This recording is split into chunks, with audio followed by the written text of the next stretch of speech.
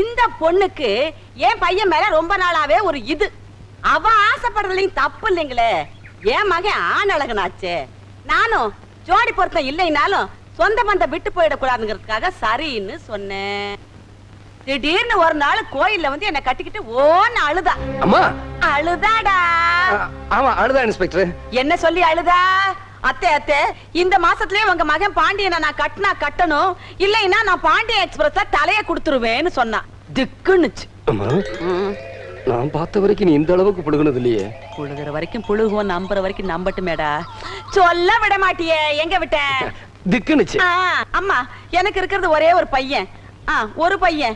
அவனுக்கு ஊரை கூட்டி சீரு தரப்புமா கல்யாணம் பண்ணணும். அதனால நீ ஒரு 4 மாசம் பொறுத்துக்க அப்படின்னு ஒரு வார்த்தை தாயா நான் சொன்னேன்.